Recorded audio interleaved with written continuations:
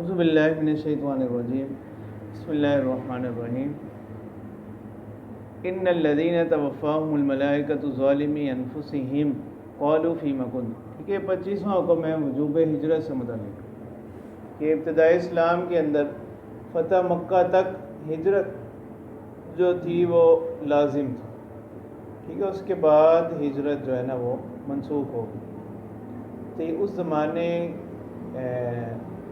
کے حوالے سے آیت بیان کی جا رہی ہے کہ جب ہجرت جو تھی نا وہ فرض تھی، تو اس وقت کے چند لوگوں کا حال ذکر کیا جا رہا ہے۔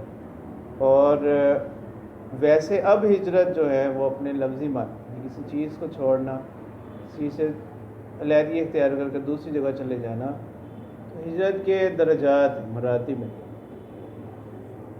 ٹھیک ہے، اب بھی اگر کوئی جگہ ایسی ہو جہاں پر اسلام آزادی کے ساتھ اسلامی احکامات پر، اسلامی تعلیمات پر عمل کرنا ممکن نہ ہو، ٹھیک ہے، تو وہاں سے ہجرت ضروری ہوگی۔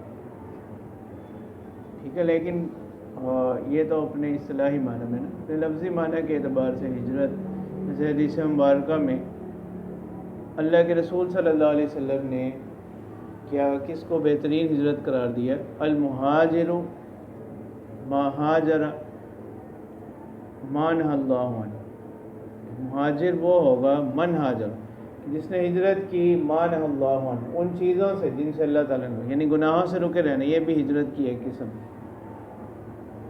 اچھا، بہرحال یہ وہ چند لوگ تھے جو اپنے آپ کو مسلمان کہتے تھے، لیکن وہ مکہ سے مدینہ بھی نہیں آتے تھے۔ ٹھیک ہے، اور خوف کی وجہ سے، کسی بھی وجہ سے وہ مدینہ نہیں آتے تھے اور اپنے آپ کو مسلمان کہلاتے تھے۔ پھر اس سے بڑھ کر وہ غزوہ بدر کے اندر بھی ان لوگوں نے کفار کے ساتھ شریک رہے، ان کے بارے میں جو ہے نا یہ آیت نازل ہوئی کہ اللہ تبارک و تعالیٰ فرما رہے ہیں ان الذین توفاہم الملائکۃ ظالمی انفسہم قالوا فیم کنتم۔ بے شک وہ لوگ کہ جن کی فرشتے کیا کرتے ہیں، جب جانیں لیتے ہیں، ان کی روحیں قبض کرتے ہیں، تو ظالمی انفسہم یہ حال ہے۔ ظالمی انفسہم یہ کیا ہے؟ حال ہے۔ اس کا ذوالحال کون ہوگا؟ توفاہم کے اندر جو ہم ضمیر ہے مفعول کی، تو یہ ضمیر مفعول سے حال ہے، اس حال میں کہ وہ اپنے نفسوں پر ظلم کرنے والے تھے۔ مطلب یہ کہ اگر انہوں نے اسلام قبول کر ہی لیا تھا تو پھر دارالحرب میں کیوں پڑے تھے؟ قالوا فیما کنتم، تو فرشتے ان سے پوچھتے ہیں تم کس حالت میں تھے؟ قالوا کنا مستضعفین فی الارض، تو وہ کہتے ہیں کہ ہم تو زمین میں کیا کمزور ترین لوگ تھے۔ قالوا الم تکن ارض اللہ واسعۃ فتہاجروا فیہا، تو فرشتے کہیں گے کہ کیا اللہ کی زمین کشادہ نہ تھی کہ تم اس میں ہجرت کر لیتے؟ فاولئک مأواہم جہنم وساءت مصیرا، تو اللہ تعالیٰ فرما رہے ہیں کہ ایسے لوگوں کا ٹھکانہ جو ہے نا وہ جہنم ہے اور وہ بری جگہ ہے۔ الا المستضعفین من الرجال والنساء والولدان لا یستطیعون حیلۃ ولا یہتدون سبیلا، مگر وہ لوگ جو کمزور ہوں مردوں میں سے، عورتیں، والولدان بچے، لا یستطیعون حیلۃ یعنی جو کسی کوئی حیلہ کرنے پر کوئی تدبیر طاقت نہیں رکھتے، کوئی اسباب نہیں رکھتے، ولا یہتدون سبیلا اور نہ ہی راستے سے واقف ہیں، فاولئک عفی اللہ ان یعفو عنہم، تو اللہ تبارک و تعالیٰ فرما رہے ہیں کہ یہ لوگ امید ہے کہ اللہ تعالیٰ ان کو معاف کر دیں گے۔ وکان اللہ عفوا غفورا، اللہ تعالیٰ معاف کرنے والے، بخشنے والے ہیں۔ ومن یہاجر فی سبیل اللہ یجد فی الارض مراغما کثیرا وسعا، ان پیچھے آیات میں وجوب ہجرت بیان کیے گئے، کیونکہ اب انسان کی فطرت یہ ہے کہ وہ کچھ نہ کچھ جو ہے نا بدل چاہتا ہے، تو اب یہاں پر ہجرت کی ترغیب دی جا رہی ہے اور اس کے فوائد بیان کیے جا رہے ہیں۔ اللہ تبارک و تعالیٰ فرماتے ہیں کہ جو شخص ہجرت کرے گا اللہ کے راستے میں، یجد فی الارض مراغما کثیرا وسعا، کہ وہ پائے گا زمین میں کشادگی اور وسعت بہت زیادہ۔ ٹھیک ہے، یعنی اس ہجرت کی برکت سے اللہ تعالیٰ اس کو بہت زیادہ نوازیں گے دنیا میں بھی۔ ومن یخرج من بیتہ مہاجرا الی اللہ ورسولہ، ٹھیک ہے، یہ خالد بن ہزام رضی اللہ تعالیٰ عنہ یہ مکہ سے حبشہ کی طرف نکلے ہجرت کی نیت سے، راستے میں انتقال ہو گیا۔ ٹھیک ہے، اسی طرح کے واقعات ایک دو ذکر کیے گئے کہ مکہ سے لوگ مدینہ ہجرت کے لیے نکلے، راستے میں انتقال ہو گیا، تو اب ان کے بارے میں بعض صحابہ نے کہا کہ اگر پہلے ہجرت کر لیتے تو اچھا ہوتا. اس موقع پر یہ آیت نازل ہوئی. اللہ تبارک و تعالیٰ فرمانے کہ وَمَن يَخْرُجْ مِن بَيْتِهِ مُهَاجِرًا إِلَى اللَّهِ وَرَسُولِهِ، کہ جو شخص اپنے گھر سے نکلا ہجرت کرتے ہوئے اللہ کی طرف اور اس کے رسول کی طرف، ثُمَّ يُدْرِكْهُ الْمَوْتُ، پھر اس کو موت لاحق ہو گئی، موت آ گئی، فَقَدْ وَقَعَ أَجْرُهُ عَلَى اللَّهِ، اس کا اجر اللہ تعالیٰ کے ہاں ثابت ہو گیا. وَكَانَ اللَّهُ غَفُورًا رَحِيمًا، اور اللہ تبارک و تعالیٰ بخشنے والے مہربان. یعنی اس کی ہجرت کی نیت سے جب وہ نکل پڑا تو اگرچہ راستے میں جو ہے اس کو موت آ گئی تو اللہ تعالیٰ کے ہاں اس کا ثواب جو ہے نا وہ ثابت ہو.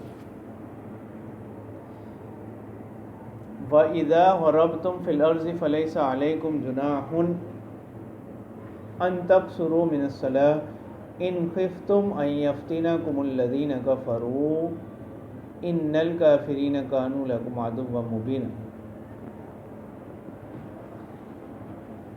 اب یہاں سے قصر نماز سے متعلق جو ہے نا حکم بیان کیا جا رہا ہے کہ اللہ تبارک و تعالیٰ فرمانے کہ جب تم زمین میں چلو فَلَيْسَ عَلَيْكُمْ جُنَاحٌ، تو تم پر کوئی حرج نہیں، أَن تَقْصُرُوا مِنَ الصَّلَاةِ، کہ تم کیا کرو، نماز میں قصر کر لو. إِنْ خِفْتُمْ أَن يَفْتِنَكُمُ الَّذِينَ كَفَرُوا، اگر تمہیں خوف ہو کہ کفار تمہیں فتنے میں آزمائش میں نہ ڈال دیں. إِنَّ الْكَافِرِينَ كَانُوا لَكُمْ عَدُوًّا مُبِينًا، بے شک کافر وہ آپ کے لیے کیا ہیں، واضح دشمن ہیں آپ لوگوں کے. ٹھیک ہے، یہ شرط جو ہے نا یہ قید اتفاقی ہے، اعتراضی نہیں ہے کہ اگر خوف نہ ہو تو پھر قصر نہیں کرنا. ٹھیک ہے، قصر فی الصلاۃ کی کیا ہے، نماز میں قصر کرنا یہ عند الاحناف جو ہے نا یہ کیا ہے، واجب. ٹھیک ہے، بعض حضرات نے کہا کہ یہ ابتدا میں خوف کے ساتھ مشروط تھا لیکن بعد میں خوف کی شرط جو ہے نا ساقط کر دی گئی، البتہ قصر کی جو مشروعیت ہے وہ باقی رہی. ٹھیک ہے، جیسے وہ دلیل جو اس کی دلیل رخصت ہے اس میں بھی ایسے کہ اللہ کے رسول صلی اللہ علیہ وسلم نے کیا فرمایا کہ یہ کیا ہے، یعنی قصر کرنا نماز میں یہ کیا ہے، صدقہ ہے جس کو اللہ تعالیٰ نے تم پر کیا، اللہ تعالیٰ کے اس صدقے کو کیا کرو، قبول کرو. تو اس سے بعض مفسرین نے کہا کہ پہلے خوف کی قید کا لحاظ تھا لیکن بعد میں اس حدیث سے مبارکہ سے وہ خوف کی قید جو ہے نا وہ ختم ہو.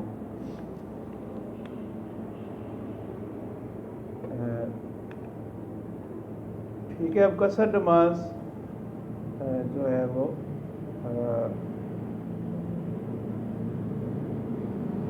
جب انسان اپنی جگہ سے نکلے گا اور اس کا جو ہے سفر کتنا ہو،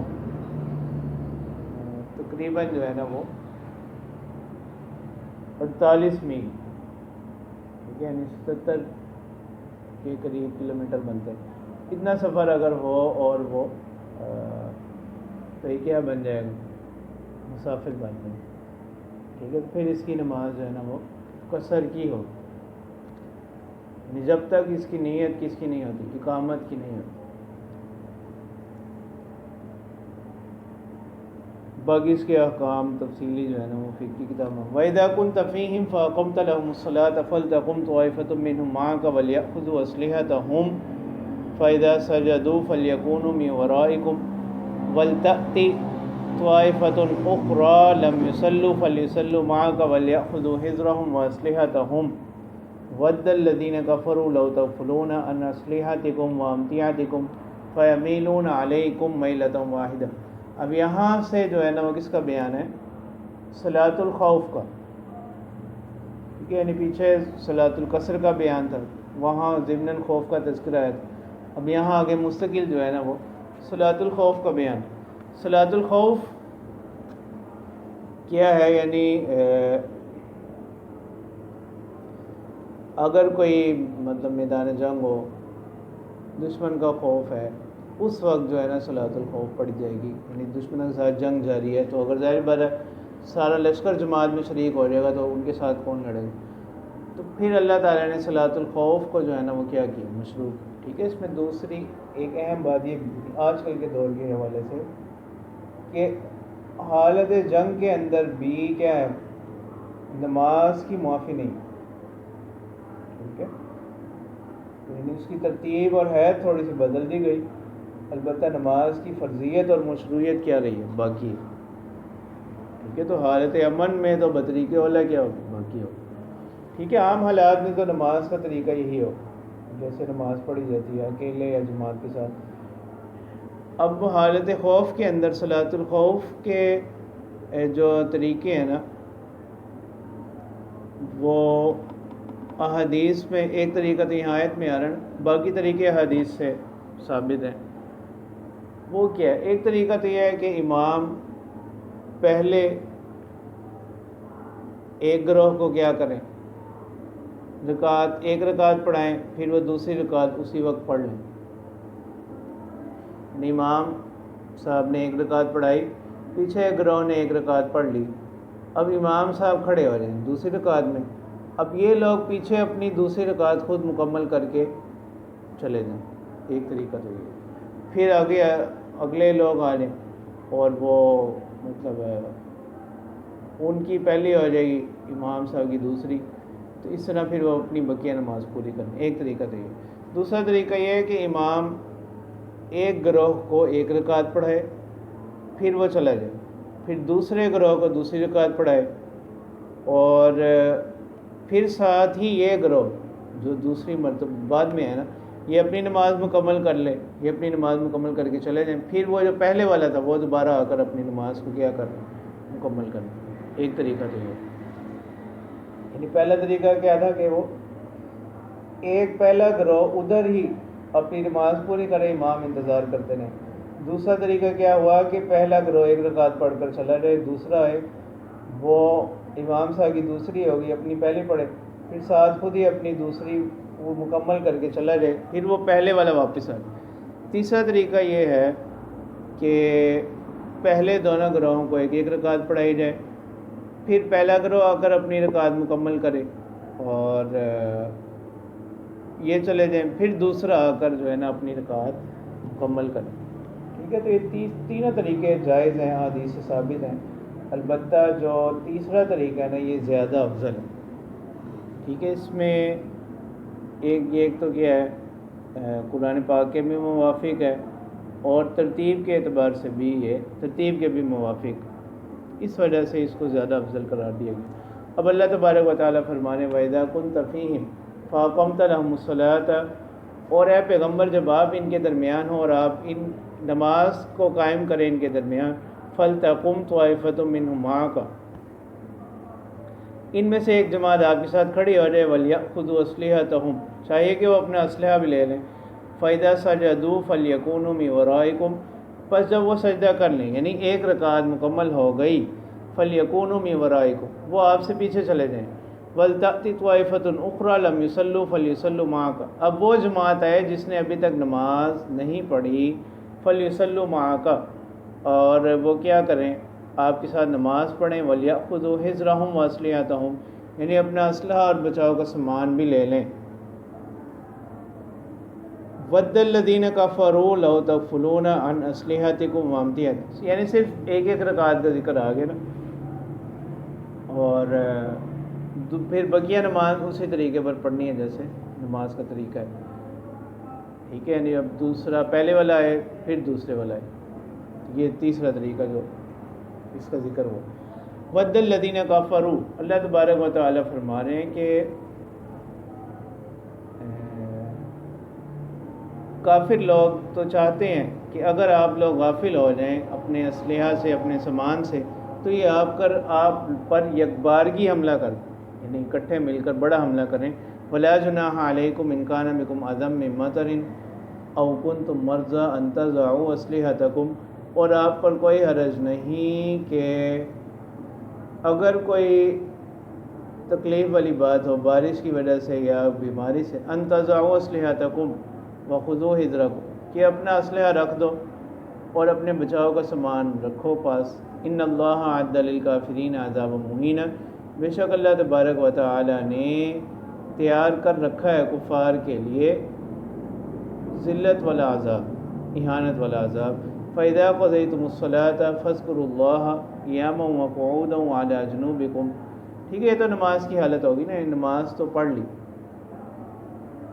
یعنی ایک ایک رکعت کا طریقہ تو آیت میں آ گیا، بقیہ طریقہ حدیث میں مروی ہے کہ دوسری رکعت کیسے پوری کرنی ہے۔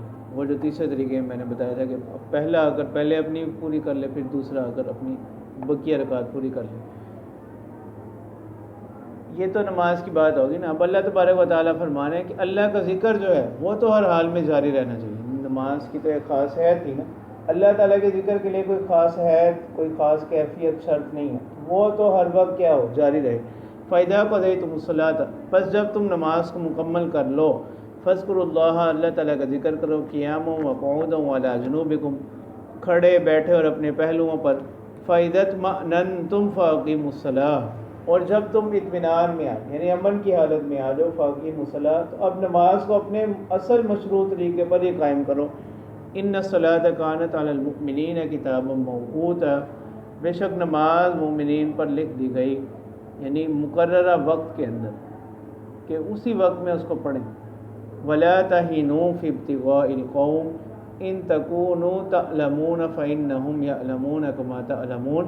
اب یہاں یعنی پھر ترغیب دی جا رہی ہے جہاد کے حوالے سے کہ دشمنوں کے مقابلے میں کیا نہ پڑھو، کمزور نہ پڑھو۔ ان تکونوا تعلمون فإنهم يعلمون كما تعلمون، اگر آپ کو کوئی تکلیف پہنچی ہے، علم الف کے ساتھ جو علم ہے نا، الف کے ساتھ، الف لام میم، یہ اس کا مادہ ہے، اس کا معنی ہوتا ہے دکھ، تکلیف، زخم۔ اگر آپ کو کوئی دکھ پہنچے ہیں، زخم پہنچے ہیں، فإنهم يعلمون كما تعلمون، ان کو بھی تکلیف پہنچی ہے، زخم پہنچے ہیں، مصیبت پہنچی، دکھ پہنچے جیسا کہ آپ لوگوں کو پہنچے۔ وَتَرْجُونَ مِنَ اللَّهِ مَا لَا يَرْجُونَ، البتہ آپ کا مرتبہ ایک لحاظ سے بڑا ہوا ہے، وہ کیسے کہ اللہ تبارک و تعالیٰ فرمانے وَتَرْجُونَ مِنَ اللَّهِ مَا لَا يَرْجُونَ، کہ آپ اللہ تعالیٰ سے ایک ایسی چیز کی امید رکھتے ہیں جو وہ نہیں رکھتے، اجر کی، صلے کی۔ وَكَانَ اللَّهُ عَلِيمًا حَكِيمًا، اور اللہ تعالیٰ جو ہے نا جاننے والے، حکمت والے، یعنی اپنے بندوں پر ان کی طاقت سے زیادہ بوجھ نہیں ڈالتے۔